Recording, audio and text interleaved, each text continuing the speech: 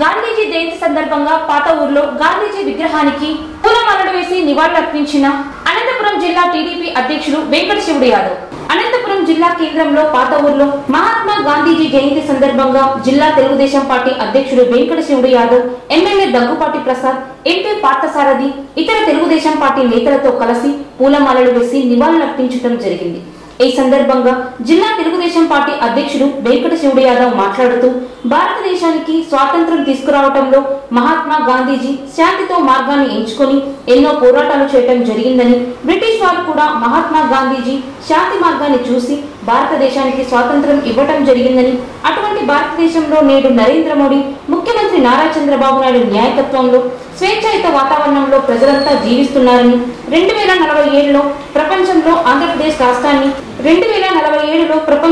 ఆంధ్రప్రదేశ్ రాష్ట్రాన్ని సక్రమంగా నిలిపేందుకు ముఖ్యమంత్రి నారా చంద్రబాబు నాయుడు నిరంతరం కష్టపడుతూ ముందుకు వెళుతున్నాడని, మహాత్మా గాంధీజీ కలలు కన్నా గ్రామ స్వరాజ్య దిశగా చంద్రబాబు పరిపాలన కొనసాగుతుందని జిల్లా తెలుగుదేశం పార్టీ అధ్యక్షుడు వెంకట శివుడు యాదవ్ పిలుపునిచ్చారు. ఈ కార్యక్రమంలో రాష్ట్ర కార్యనిర్వహణ కార్యదర్శి కాటప్ప రామలింగారెడ్డి, రాష్ట్ర డైరెక్టర్లు పరమేష్, పార్లమెంట్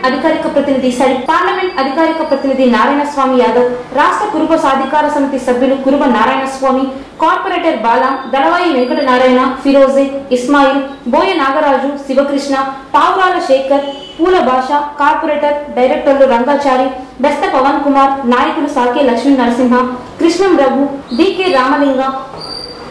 తెలుగుదేశం పార్టీ నాయకులు, కార్యకర్తలు తదితరులు పాల్గొన్నారు. ఈరోజు మన భారతదేశంలోనే ఒక పండుగ వాతావరణం, జీవితంలో ఈ స్వాతంత్రంగా మనం ప్రజలంతా ఈ విధంగా బాగా బ్రతుకుతున్నామంటే వాళ్ళు స్వాతంత్ర సమరయోధులుగా ఉండి ఆ రోజు మనకు స్వాతంత్రాన్ని తేవడం బట్టే మనం ఈరోజు ఈ స్వేచ్ఛగా బతుకుతూ ఉన్నాము. అందులో భాగంగా 150 జయంతి సందర్భంగా ఈరోజు ఇక్కడ అనంతపురం అర్బన్లో మా అర్బన్ ఎమ్మెల్యే